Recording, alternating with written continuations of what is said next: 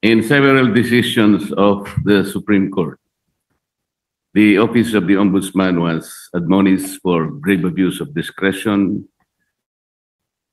for acts of bending or twisting the law to expand its powers. I may cite several jurisprudence if I must, Mr. President.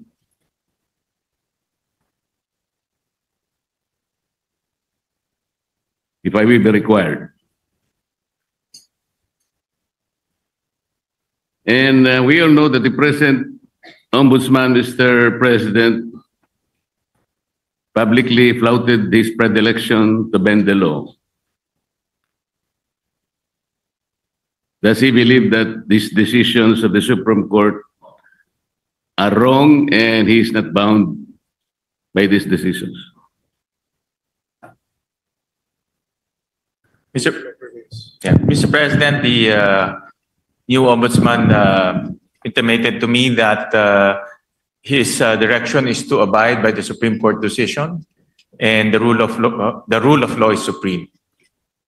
And therefore is not correct, and there is no basis for flouting those statements publicly declared that bending the law is all right, provided that he is not breaking the law.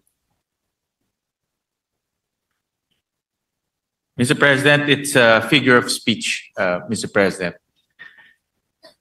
Mr. President, why figure of speech? The office of the Ombudsman is a high office. We're not supposed to be guided by figures of speech. Our people might be misled into believing that it's all right to bend the law, provided we do not eventually break it. It should be explained succinctly, Mr. Speaker. It should be explained very well that that is not correct. That he was wrong in saying that. He was very wrong in confirming and even affirming that publicly in one of our hearings in the Blue Ribbon Committee. Can we expect that, Mr. President, for the Ombudsman to do?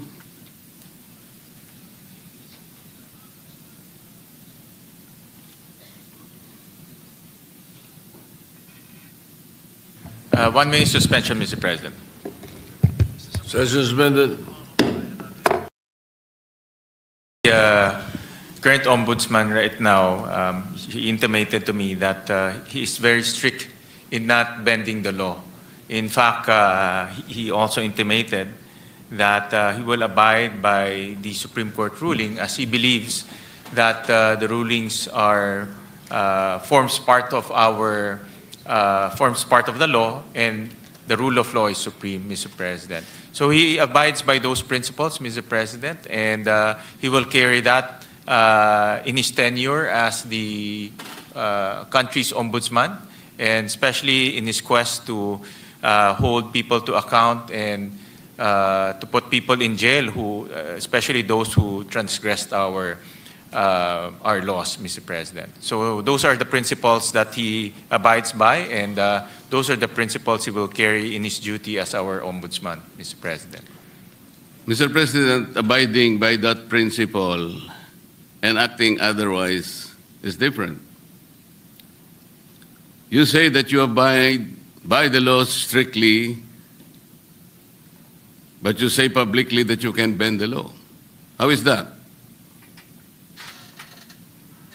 Doesn't the public need to be clarified very clearly on this matter, Mr. President?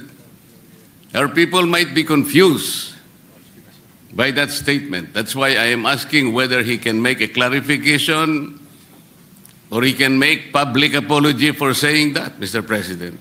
And this will be good for the country. Mr. President, we thank the good gentleman from Tarlac and Pampanga, Senator Marcoleta, for bringing this up. And this is an opportunity for the current ombudsman to clarify his statements. And this is actually the clarification that he is expressing to this august body that he will abide by the rule of law and he will not bend the law to serve any other purpose, Mr. President, or to serve any other being, Mr. President. So, Can we, Mr. Sorry. President, that's why this is an opportunity, and as he intimated to me, that he will always put the rule of law as supreme, Mr. President. Mr. President, even for this issue alone, can I respectfully move that maybe we can suspend our rules? I want to hear personally the Ombudsman to say it for himself.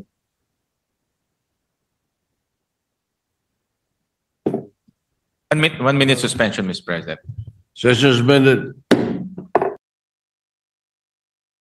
Madam Majority Leader, what is your pleasure after that motion? Mr. President, with all due respect to the good gentleman from Tarlac and Pampanga, the Senator Marcoleta, we have very, very rarely given way to such a motion to suspend the rules, especially during budget plenary deliberations, with all due respect to Senator Marcoleta. So I apologize that it may not be possible also this morning, Mr. President. So therefore, we are not entertaining the motion. We are not entertaining the motion, Mr. President, but the chairman remains fully capable of addressing the important issue raised by the good gentleman. All right, thank you. Thank you, Mr. President. Thank you, Yes. Majority Leader. Muli nagpapasalamat po kami kay Senator Marcoleta at tinanong niya po yung itong issue.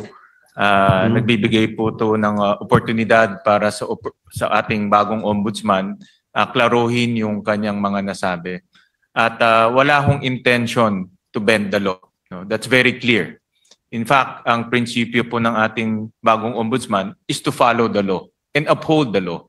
Dahil naniniwala siya na ang rule of law is supreme, Mr. President. So, para lang klaro, no, na itong nasabi niya ay isang figure of speech, pero wala hong intensyon na baliin po ang batas. Dahil ang kanyang intensyon ay ipatupad ng batas ng may integridad at may katarungan, Mr. President.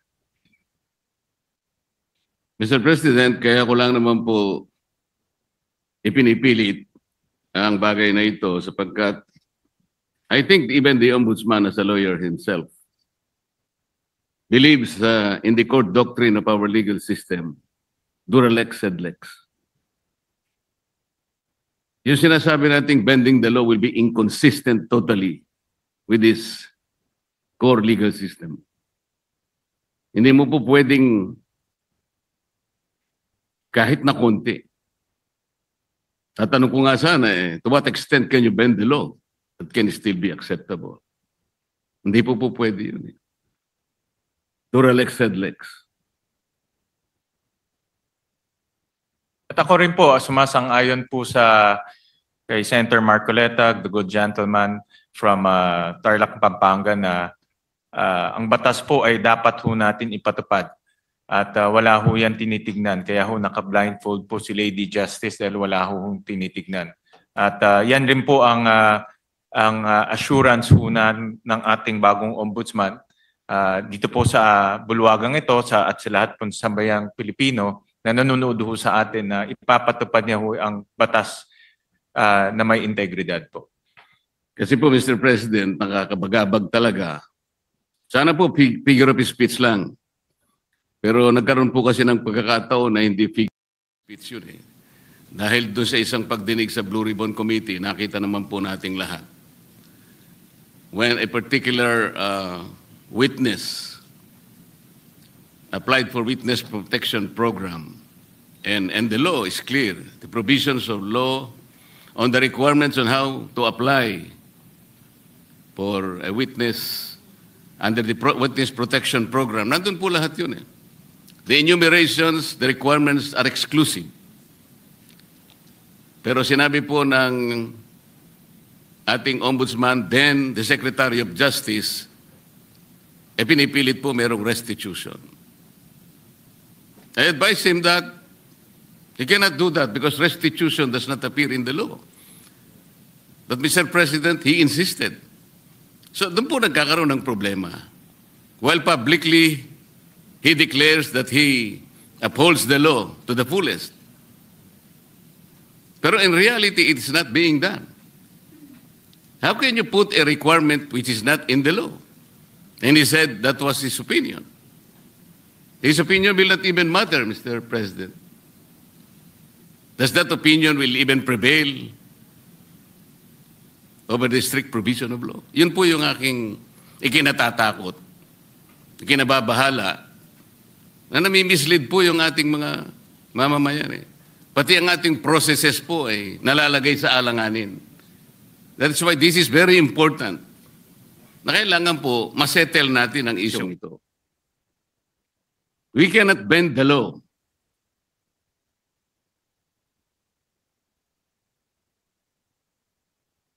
Kasi po, kapag pinanatili natin yun, it is as if the ombudsman has the power to refine the law or even revolutionize the law. No one can do that, Mr. President.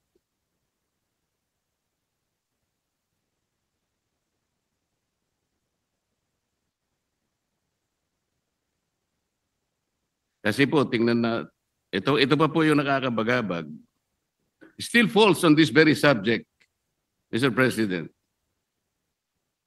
Kamakailan lamang po ang ating current ombudsman ay nag-announce na sa mga darating na araw, meron pong may issuean na warrants of arrest. Na mga iba po ay kasama pa natin sa kapulungan ito, Mr. President. Mr. President, may I ask whether the Office of the Ombudsman has the power to issue warrants of arrest?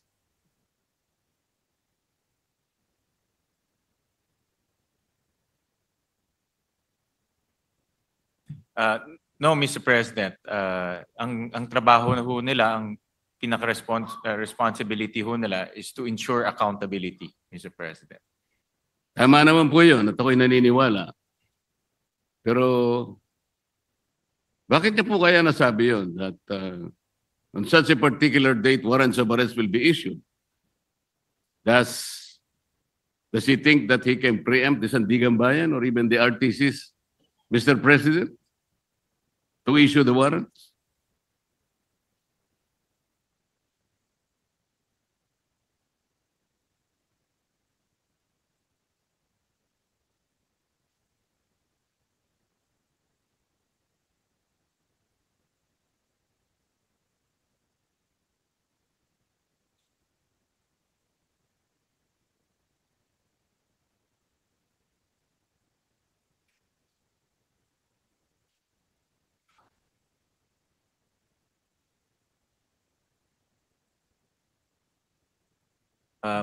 Mr. President, this is a indicative timeline. Meron ho kasing sinusundan ng ombudsman na timeline at base po doon sa mga nakita nilang ebidensya, nakita ho nilang mga krimen na ginawa po ng iba't ibang personalidad.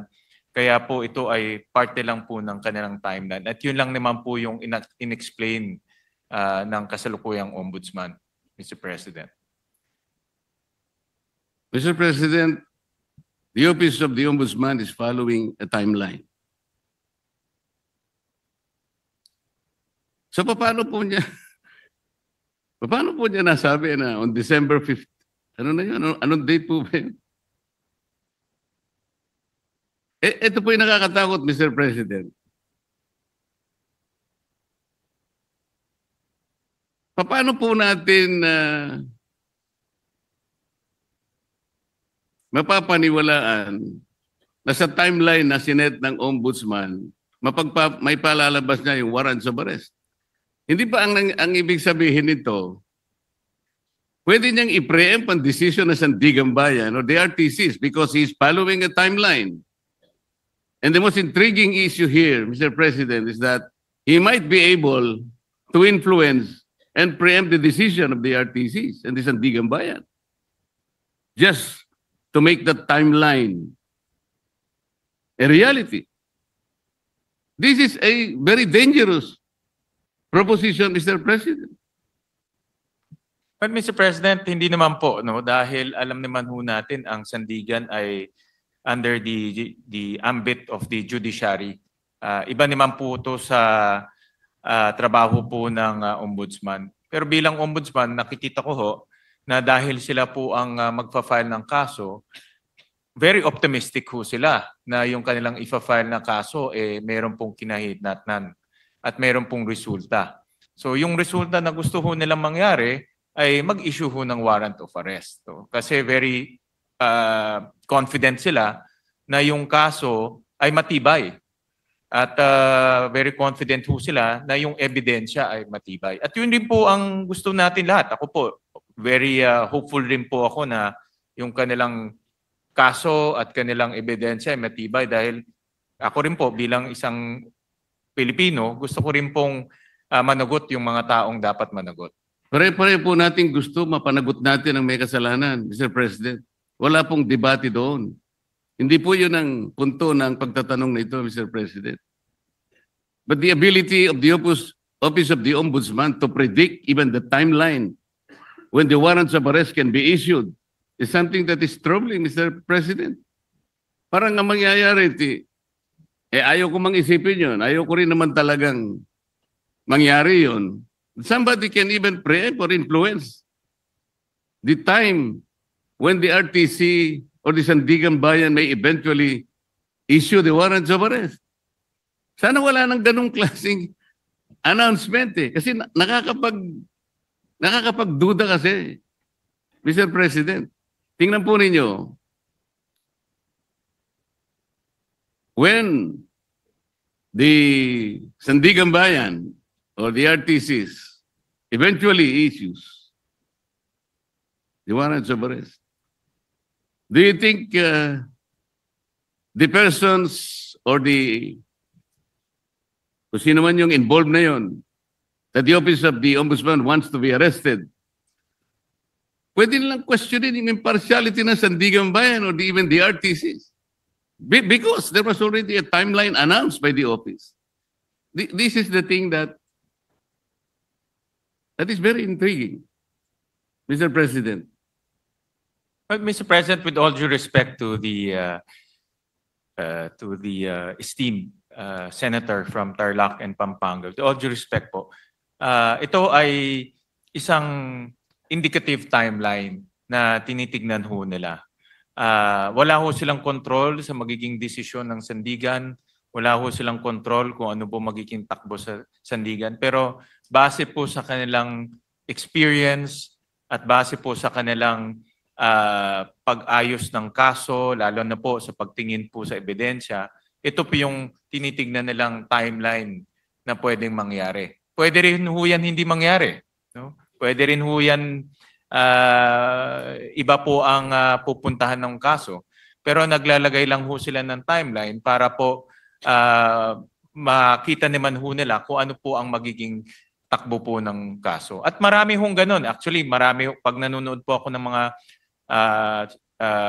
political shows sa YouTube, marami pong mga political analyst, mga legal analyst, sinasabi ho nila, ano po ang magiging takbo ng kaso, kailan po may makukulong, kailan po may i-issue ng mga warrant of arrest. Yan po ay based on their analysis and experience. Pero wala hong assurance, hindi po yung magiging 100% na ganun po ang kinahitnatnan po niyan o ganun po ang kalalabasan. Ganun din po sa ombudsman. Ito po ay sa kanilang tingin ay posibleng mangyari. So do you think announcing a particular timeline, Mr. President, is even necessary?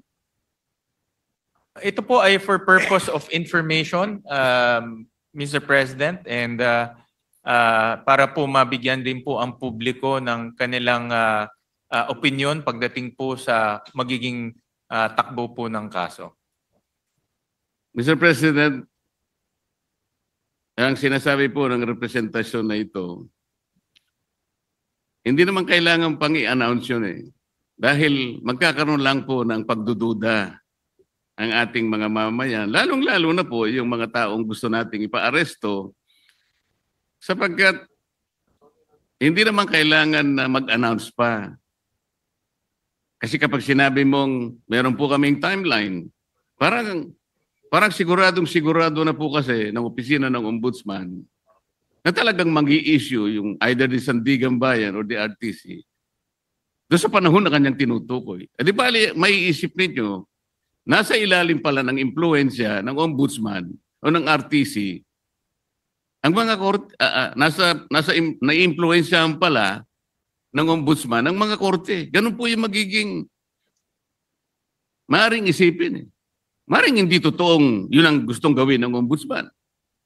At naniniwala naman ako na hindi niya intention yun. Ngunit para bigyan po ninyo ng pagdududa ang ating mamamayan, lalong-lalo na po yung mga taong involved nga at gusto nyo ipa-aresto,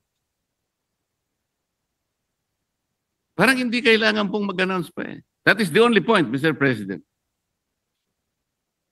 Yeah, I'm sure andito po ang ating ombudsman at nakikinig ho siya sa mga suhestyon ng ating senador at bibigyan ho nila yan ng konsiderasyon. Salamat po sa sagot. Mr. President, yung ating pong deputy, ano yung tawag doon? Deputy Overall Ombudsman.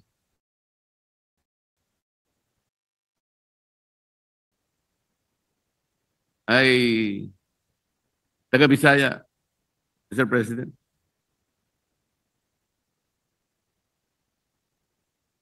Yung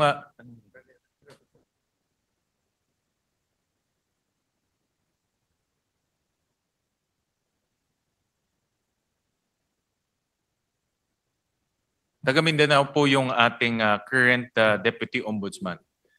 Tama ho kayo. Overall Deputy Ombudsman. Overall Deputy Ombudsman is from Mindanao, but he is also the Deputy Ombudsman for the Visayas, Mr. President. Opo, tama ho. So, yung acting po, yung acting. The overall Deputy Ombudsman and also the Deputy Ombudsman for the Visayas regularly travels from his place to Luzon, and magastos po yun. Necessary po ba na sino po nagmamanage sa Ombudsman Office sa Cebu?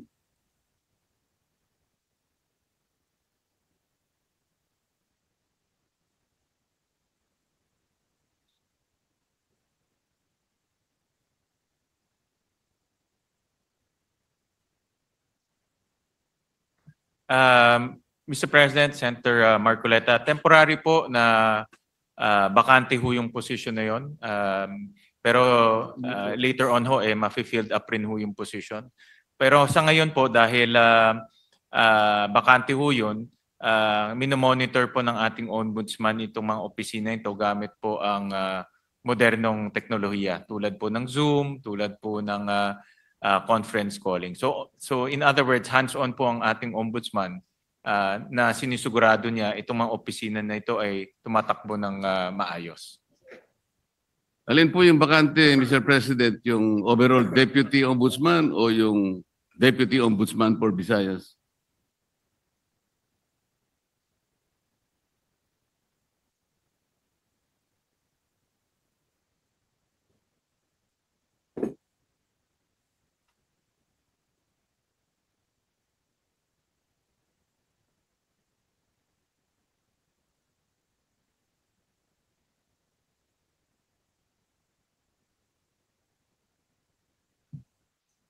Ang bakante po ay yung overall Deputy Ombudsman for ito po ang bakante po. Yung overall Deputy Ombudsman ang bakante po. Yes. Dahil po suspended yung current overall Deputy Ombudsman. Kasi po kaya ako tinatanong to, Mr. President, napakagastos po yung regularly na pagta-travel po ng Deputy Ombudsman. Galing pa siya ng Mindanao. Meron pa siyang gawain dito sa Maynila dahil nga overall Deputy Ombudsman. Naisip ko po na unnecessary expense po yan sa opisina ng Ombudsman. Ang direction po ng ating bagong ombudsman ay talagang gawing episyente po ang opisina. Natural lang naman po kung may bagong liderato, inaayos niya yung kanyang opisina sa nakikita niyang pinaka-episyenteng struktura, Mr. President. So, hindi naman po nila intention na maging bakante to at later on rin po ay malalagyan din po ng tao. Pero tinitignan nila kung anong pong paraan o anong pong structure ang pinaka magiging episyente po para po sa ombudsman offices, Mr. President. Mr. President, bago po naging ombudsman, ang aking kaibigan, siya po ay magkaibigan naman tayong dalawa. Ikaw naman, dinideny mo yata eh. Yun nga sinasabi ko, kaibigan pala kayo. Yun nga sinasabi ko. Narinig niyo yata ako, Senator Marcoleta. Bago po siya naging ombudsman, Mr. President, siya po ay kalihim po ng ating Department of Justice. Yun naman pong dahil nag-retire po yung ating dating ombudsman Samuel Martires, nagkaroon po ng acting ombudsman. Siya po ay si overall Deputy Ombudsman Dante Vargas. Kapangalan ko pa siya. Nasaan po siya? Salamat po. Nandito ho siya. Siya po ngayon ang Deputy Ombudsman for Visayas and acting overall Deputy Ombudsman. Concurrent ho Yes, siya. Mr. President. For now. Yes, I know that. Ang itatanong ko po ay, nung siya'y acting overall Deputy Ombudsman, at sa panahon na yon ay applicant naman po ang aking kaibigan for Ombudsman na nabakante nga po, ay gumawa siya ng isang bagay na medyo napaisip ako, Mr. President. Ang tinutukoy ko po ay yung isang office order na kanyang pinalitan. Ang office order na ito po ay kinapapalooban ng parang double docketing. Ngayon, nung siya po ay acting na ombudsman, inalis niya po yung dating memorandum order requiring double docketing. At siya ay gumawa ng isang parang office memo or memorandum na doon po ay tinanggal niya, pinalitan niya yung office order at may kalakip pa pong isang directive na lahat ng mga complaints, lahat ng asunto, lahat ng habla, administrative man yan, criminal o kahit ano yan, na napapaloob 10 araw bago maging effective yung kanyang order which was issued on September 17, 2025 ay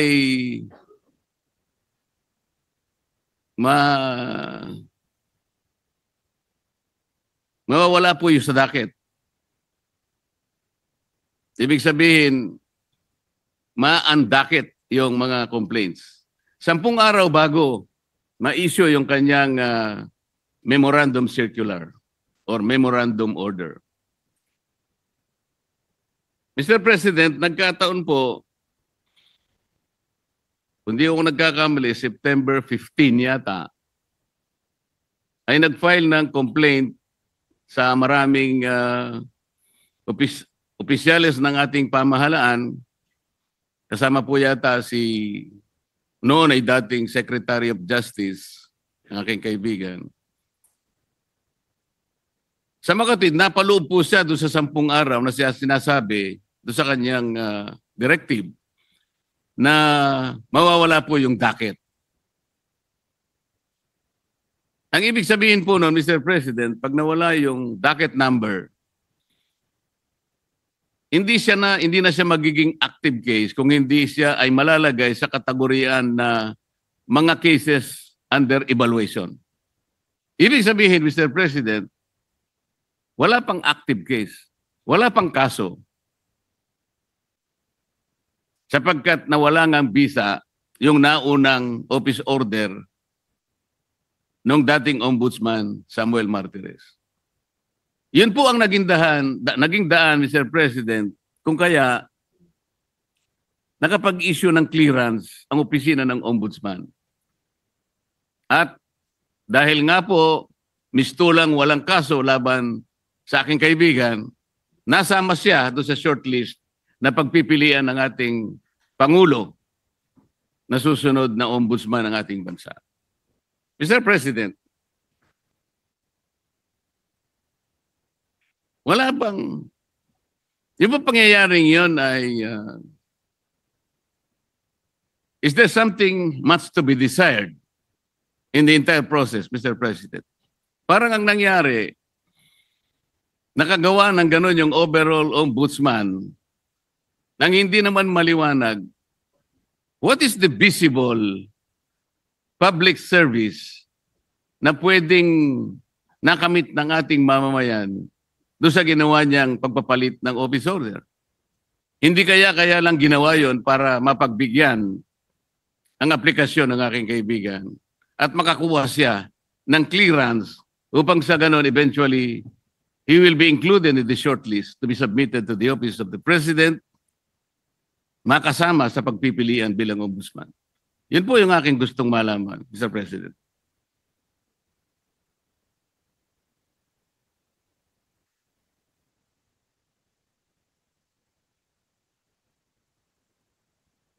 Mr. President, sa explanation ho sa akin ng Ombudsman, itong rule on auto-docketing, na-issue ho to noong July of 2025 ni former Ombudsman Martires bago ho siya nag-retire.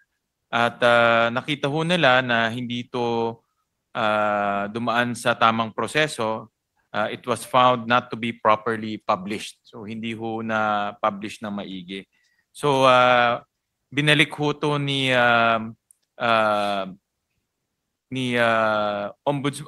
overall Deputy Ombudsman Vargas at binalik ho doon sa original na proseso ho nila dahil itong auto-docketing sa tingin ho nila ay prone to abuse at pwede pong magkaroon ng mga problema sa mga darating. So binalik ho nila sa dati pong proseso. Hindi po ba ang dapat na ginawa, Mr. President, ipinablish na lang? Kung yun po ang pinakamagandang remedyo, publication lang naman pala ang kailangan. E di sana nung makita po na unpublished, kung totoo man na hindi na-publish, ipapublish lang, hindi po ba? Hindi yung totally gagawa ng isa pang panibagong memorandum na kung saan ay yung timeline na naman po ang pinag-uusapan dito eh.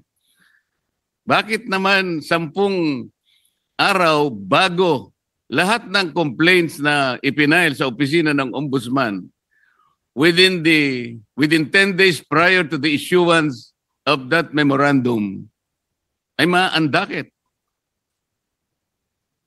Hindi ba parang sinadya naman para masaklaw na yung complaint ni Mayor Baste Duterte ay maisantabi at mawalan ng effect kung pag-uusapan ay yung pagiging active case? Hindi ba parang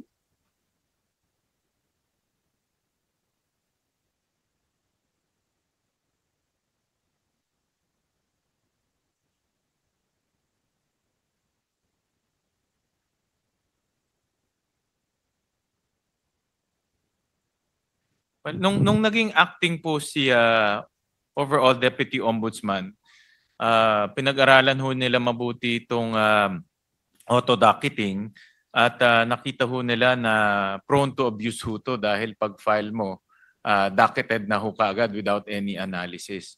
So ang ginawa ho niya ay bumalik lang ho sa dating proseso, no, na mayroon pang verification and analysis. Total, hindi naman ho ganun katagal yung verification analysis. Depende ho sa klase ng kaso. Ang pinakamatagal na ho ay yung verification po can happen between 48 hours to 72 hours. No? So, ang naging dahilan po is sa tingin nila ay prone to abuse po itong auto-docketing. So, yun po yung naging kanilang desisyon. No? Kaya bumalik lang po sa original na proseso. Palagay niyo po tama yung argumento, Mr. President, ay bakit naman 10 araw ang sinaklaw? Kasi pa pinag-uusapan natin, September 15 po yung date ng complaint yata ni Vice Mayor Baste. O kung halimbawa 3 araw na lang o 2 araw, hindi nasasaklaw yung... yun po yung gusto lang nating linawin. Kasi parang halata po Mr. President. Para mawala po sana yung pag-aagam-agam ng ating mamamayan na sinadya po.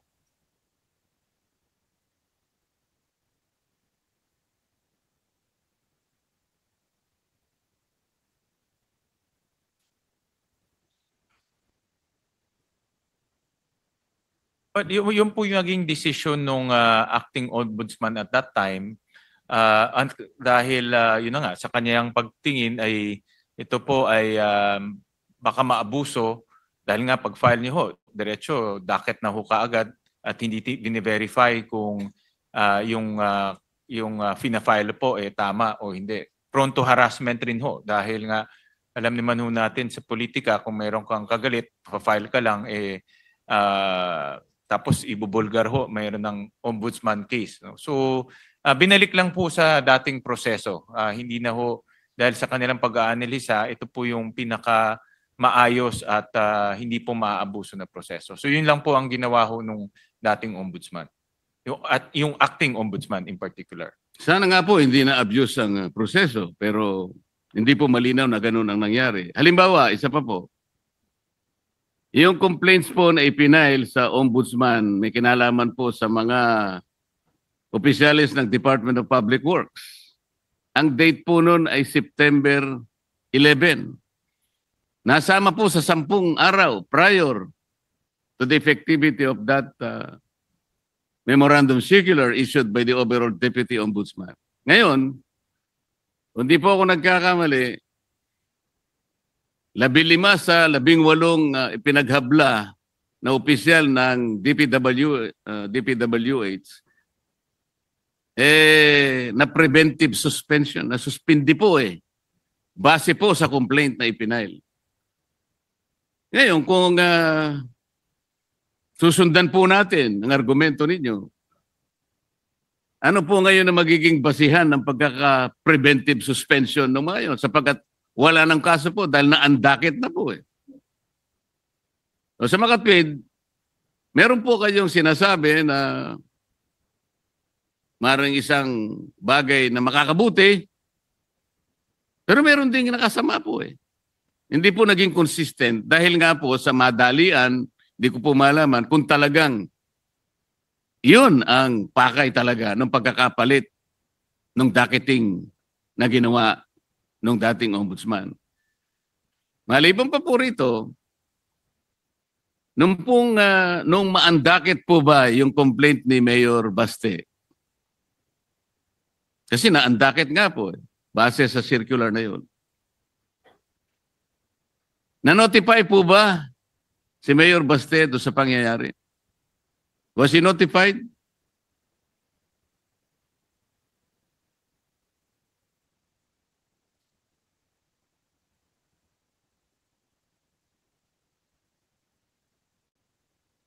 Maraming salamat po sa tanong, Senator Marcoleta. Andito po yung ating ombudsman at nakikinig ho siya sa inyong mga suggestion, lalo na doon sa mga bagay na sa tingin nyo ay hindi ho malinaw o pwede pong magdulot ng kaguluhan sa isip ng taong bayan. At siya naman po ay bukas yung kanyang isip para po maayos itong mga proseso na ito. Ngayon, in relation doon po sa inyong tanong, yung DPWH cases po, eventually ito po ay nadakit at iniimbestiga na ho. No? So, itong mga final po na cases ay ngayon ay inimbestiga na at iniimbestigahan na at eventually po ay magpa-file na rin ho sila ng mga kaso sa sandigan. So yun po ay tumatakbo na, in other words. So pwede ho maging kampante ho tayo na hindi ho yun ay hindi, yung mga kaso ng DPWH ay hindi po nawala. Bagkus yun po ay tuloy-tuloy na inimbestigahan at magpa-file na rin po ng kaso. Hindi po, Ngayon, tinatanong ko lang doon, Mr. President, dahil nga po sa pangyayari na yun, hindi po naging consistent ang aplikasyon. Dahil nga, na preventive suspension yung mga opisyalis, tinatanong ko lang po, parang wala nang base sapagkat nawala po yung docket eh. Yun lang naman po yung tinatanong ko. Ibig sabihin, kung may ginawa kang isang bagay na nakabuti, meron din nakasama. Nawala ng basis din po yung kabila. Tama po. Tungkol po sa katanungan nyo kung na-notify si Mayor Baste, ito po ay internal process ng ombudsman. So, sa tingin ho nila ay hindi na ho kailangan i-notify. No? So, ito po itong proseso na ito, yung pagdadakit o pagbe-verify, ito po ay internal process ho nila. Ganun na lang po ang kanilang pangangatwiran, Mr. President. Paano naman mangingigibabaw ang isang internal process ng ombudsman? Doon po sa malakihan at napaka-importanting provision ng ating saligang batas na due process. The first requirement of due process is notice. Ibig ba sabihin po, wala man lang karapatan ng isang tao na naghabla para malaman niya kung anong kinahinatnan ng kanyang asunto? Na hindi man lang sinabi sa kanya na, yung asuntong pinail mo, inalisan na namin ang docket dahil sa mga ganitong mga alalahanin na aming nakita. Doesn't he deserve to be notified, Mr. President? Because if he was notified, he could have been given the chance to file a motion for reconsideration, which is again a part of due process. Ang na-advise po ko ng ombudsman na itong particular na circumstance po ay nasa Supreme Court na ngayon. Subject po ito ng judicial review na finale rin po ni Mayor Baste. So ano po ang ibig sabihin? Final po ni Attorney Torion, Mr. President. Ano ngayon, Mr. President?